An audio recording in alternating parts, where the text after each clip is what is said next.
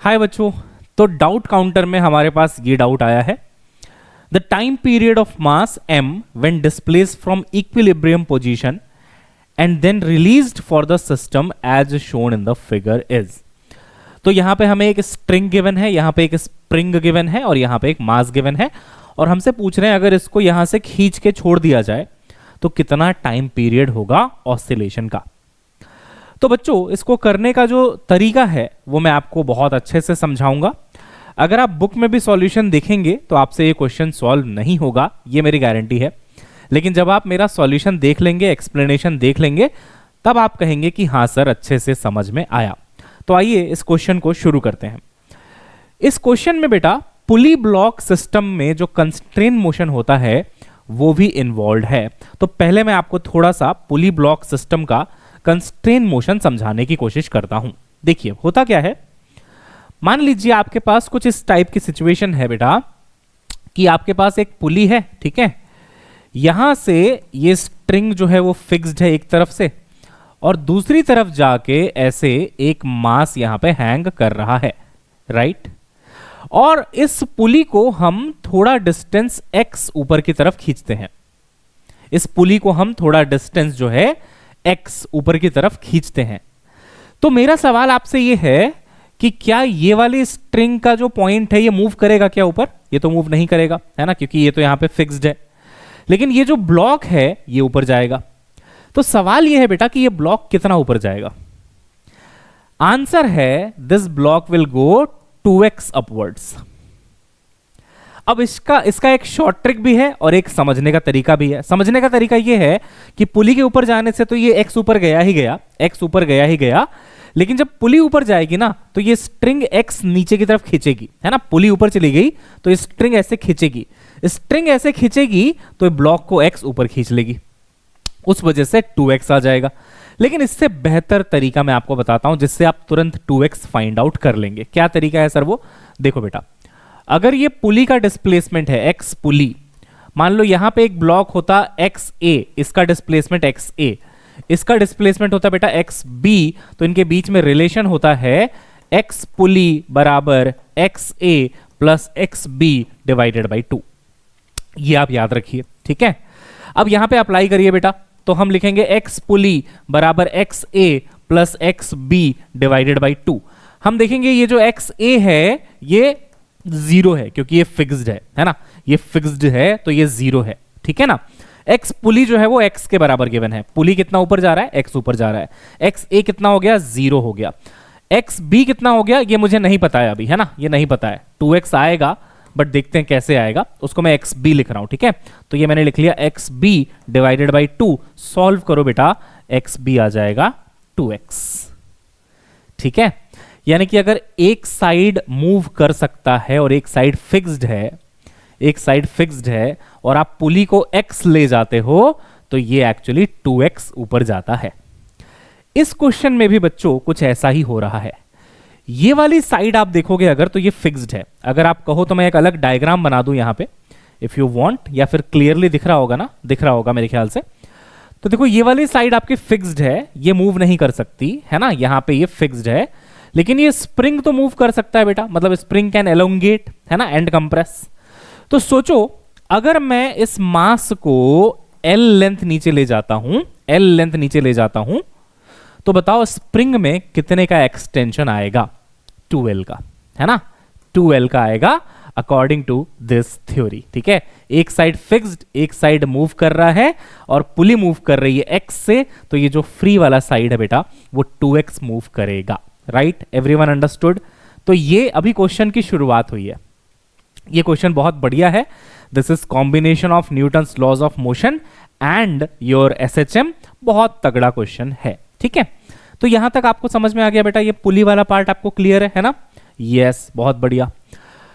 अब हमें यह समझ में आ गया है कि अगर मास L नीचे गया तो स्प्रिंग 2L नीचे जाएगी, या फिर स्प्रिंग का एलोंगेशन 2L होगा, डबल होगा, ठीक है, क्योंकि वन साइड इज फिक्स्ड तो यहां पे 2L होगा। ओके, अब इस डायग्राम को मैं दोबारा बनाता हूं and we will solve this for SHM, ठीक है। अब SHM में आ जाते हैं बेटा। तो इस तरीके से डायग्राम हमारे को गिवन है, ये देखो, ये हो गया, ये हो गया, ठीक है, यहां पे अपनी स्प्रिंग हो गई और ये अपना पुली है, ठीक है, और यहां पे जो है नीचे एक मास लगा हुआ है m, है ना। तो यहां पे ओहो,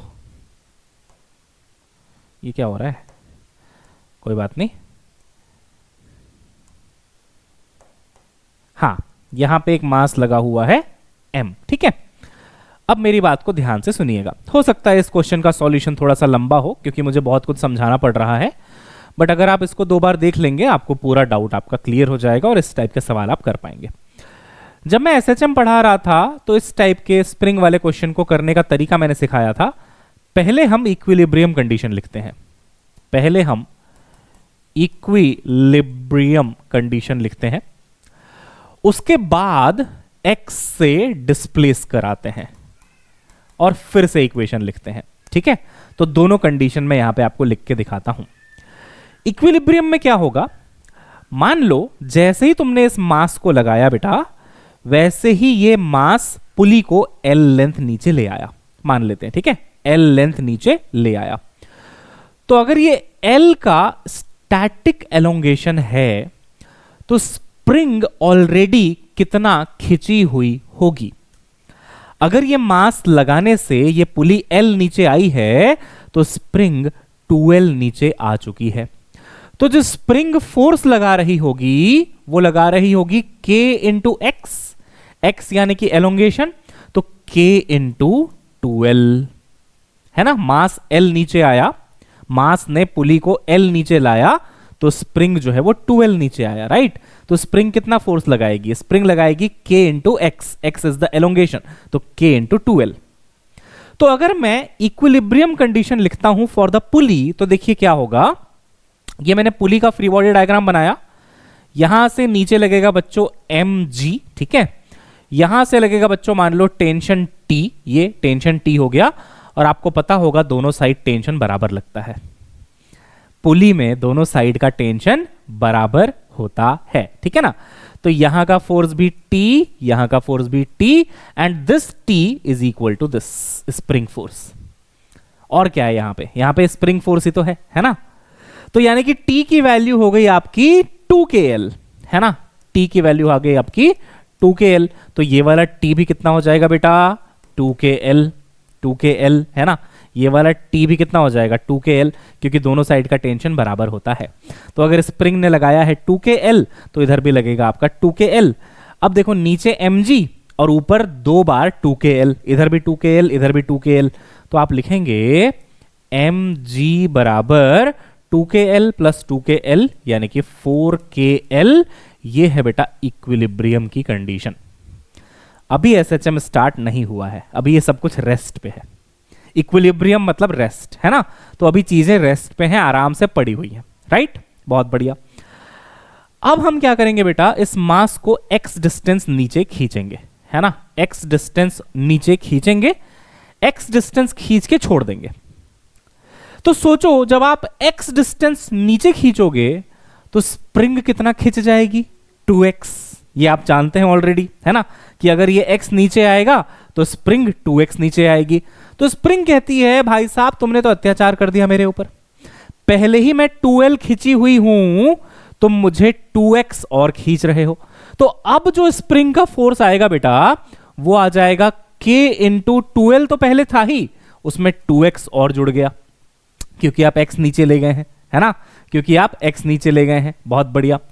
तो अब अगर मैं पुली की बात करता हूं तो यहां से ये वाला फोर्स आ गया, ठीक है, K into 2L plus 2x, और आप जानते हैं यहां से भी उतना ही फोर्स आएगा क्योंकि दोनों साइड का फोर्स बराबर होता है। तो यहां पे भी आ जाएगा K into 2L plus 2x, और नीचे क्या लग रहा है बच्चों, mg। अब मैं लिखूंगा यहां से नेट फोर्स, अब जीरो नहीं होगा नेट फोर्स, है ना, अब नेट फोर्स जीरो नहीं होगा बेटा क्योंकि अब एसएचएम शुरू हो चुका है, ठीक है, एसएचएम जो है शुरू हो चुका है। तो नेट फोर्स कितना लिखेंगे आप, mg नीचे है माइनस ये ऊपर है, तो ये ऊपर कितना हो गया, ये K into 2L plus 2x, K into 2L plus 2x, तो that will be 2K 2L plus 2x, ठीक है। अब बस इसको सॉल्व करना है और आंसर आ जाएगा। तो देखिए net force will be mg minus 2 के अंदर जाएगा तो ये बनेगा 4KL, माइनस ये 2 के अंदर जाएगा तो बनेगा 4kx।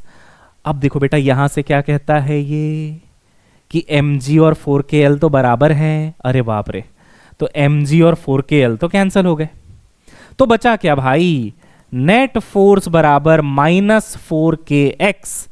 इसको अगर आप कंपेयर करोगे एसएचएम के जनरल इक्वेशन से, एसएचएम के जनरल इक्वेशन से, है ना बेटा, तो जनरल इक्वेशन क्या होता है, F बराबर -kx। तो आपको पता चलेगा कि k के जगह पे 4k आ रहा है हमारे क्वेश्चन में, k के जगह पे 4k आ रहा है हमारे क्वेश्चन में, तो इसलिए time period will be 2 pi under root m upon k होता है ना, वहां पे आप 4k लगा दो। तो इतनी सारी जद्दोजहद सिर्फ इसलिए करी गई कि भाई आखिर k के जगह पे क्या आएगा ये जानने के लिए, ठीक है। तो this was one of the best questions of SHM जो 99% बच्चे नहीं कर पाते, लेकिन अब आप शायद कर पाओगे, है ना। तो अच्छे से देख लेना सॉल्यूशन 2 बार and try to solve it on your own and you will be done. Last में एक डिस्क्लेमर ये भी देना चाहूंगा कि नीट में अभी तक तो इस टाइप का सवाल नहीं पूछा गया है, लेकिन ठीक है, क्योंकि ये MTG NCERT eight finger tips में दिया हुआ है, हम सॉल्व करेंगे तो हमारा कुछ नुकसान नहीं होने वाला है ना। तो just try to solve it and you will be fine. Okay, चलिए बच्चों, bye bye, have a nice day.